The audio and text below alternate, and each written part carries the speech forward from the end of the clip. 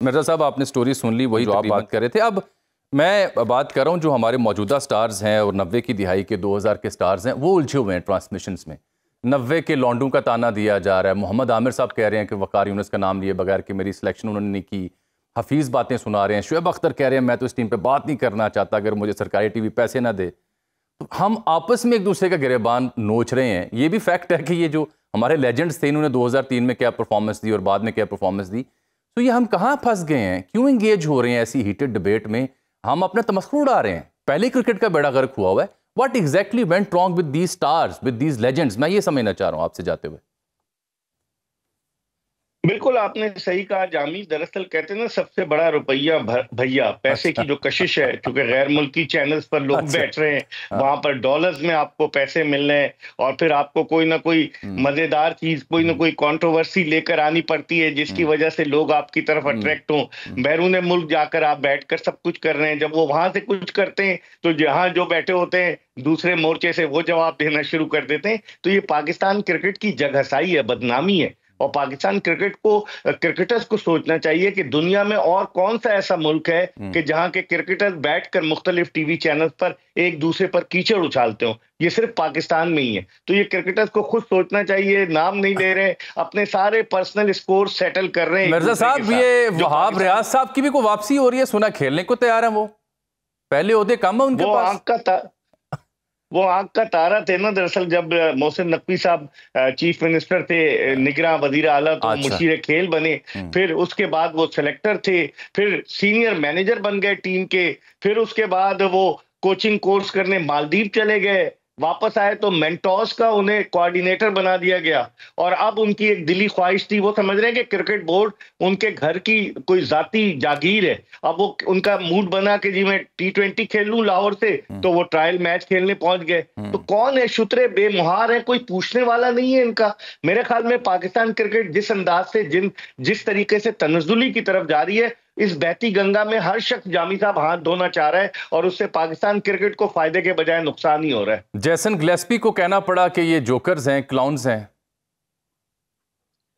क्या कह रहे हैं? पाकिस्तान मतलब हम लोग खुद हालात ऐसे पैदा कर देते हैं। आखिर गिलेस्पी को किसने बताया कि उसके खिलाफ साजिश हो रही थी? उसका कोई ना कोई जरिया तो होगा। किसी पाकिस्तानी ने बताया होगा ना कि उसके खिलाफ साजिश हो रही थी। सोर्स तो वो डिस्क्लोज नहीं करेगा। लेकिन है यही मामला कि हम बहुत ज्यादा अपने आप को, हमने रुसवाई और बदनामी के घड़े में अपने आप को फेंक दिया है। देखना पड़ेगा, जब तक एक अच्छा एडमिनिस्ट्रेटर नहीं आएगा हेल्म ऑफ अफेयर्स पर जामी साहब, उस वक्त तक ये मामला दुरुस्त नहीं होंगे। बहुत शुक्रिया मिर्जा इकबाल बेग साहब। नहीं रो रहे थे क्रिकेट की बदहाली पर, क्योंकि इससे अवाम की दिलचस्पी जुड़ी होती है। ये वाहिद खेल ऐसा रह गया था जो कौम को जोड़ता था। कौम डिवाइडेड है, सियासी तकसीम का शिकार है, नफरत और तकसीम की सियासत का शिकार है। तो खेल जोड़ते थे।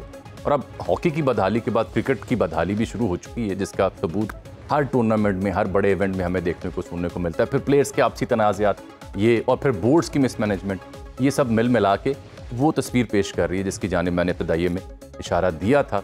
अभी भी वक्त है कि क्रिकेट के मामलात को सुधार लिया जाए। अभी भी उम्मीद बाकी है, अभी भी टैलेंट बाकी है, उसको ग्रूम किया जाए जैसे इंडिया ने किया है। 10-12 साल लगाए हैं, एक बड़ी टीम पैदा कर दी है, खड़ी कर दी है। अब ये टीम 10-15 साल रूल करेगी। फिर हम रोना रोते रहेंगे कि नहीं जी इंडियन हेजमनी है। क्या करें भाई, परफॉर्म कर रहे हैं, ट्रॉफीज ले रहे हैं, हेजमनी तो बनेगी। सना, हम बात कर रहे थे कि पाकिस्तान क्यों नहीं था विक्ट्री स्टैंड पर बीइंग होस्ट, ना चेयरमैन, ना डायरेक्टर पीसीबी, ना टूर्नामेंट डायरेक्टर, ना सरफराज अहमद जिन्होंने पहले ट्रॉफी जीती थी। What went wrong? इत्तला क्या थी वहां से आपको? सनाउल्लाह जावेद साहब, देखें पाकिस्तान में सब इस सिर्फ सेरेमनी को देख रहे हैं, बट मैं बीइंग जर्नलिस्ट 2-3 चीजें और हुई हैं। जैसे पहला मैच इंडिया और बांग्लादेश का हुआ था, उसमें पाकिस्तान का नाम हमें नजर नहीं आया था। उसके अलावा पाकिस्तान लाहौर के अंदर जो मैच हुआ था ऑस्ट्रेलिया और इंग्लैंड का, तो एंथम चला था इंडिया का। उसके ऊपर पाकिस्तान ने आईसीसी को बोला भी था और बाद में आईसीसी ने क्लेरिफाई भी किया। एक्चुअली में वो ब्रॉडकास्टर ज्यादातर इंडियन हैं जिनकी मिस्टेक थी, और पाकिस्तान क्रिकेट बोर्ड के ऊपर डाला जा रहा था कि शायद पाकिस्तान के एंड पे मिस्टेक हुई है।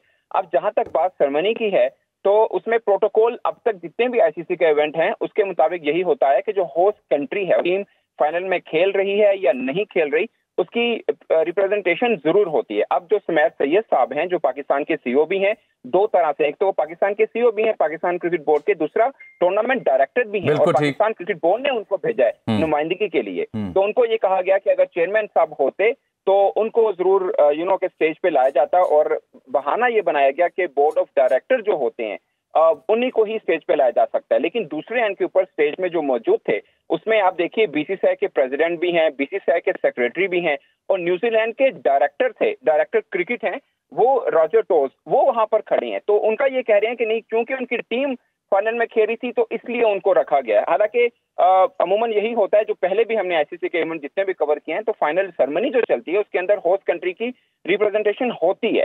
तो सुमैर सैयद साहब को वो बुला लेते तो शायद एक क्रिकेट फैमिली दिख रही होती है। सना, ये बड़ी अहम आपने बात की, जो रॉजर टॉस है, मेरे ख्याल ये न्यूजीलैंड के लेफ्ट आर्म बल्लेबाज थे, ओपनर या वन डाउन के, बड़े खौफनाक बल्लेबाज थे।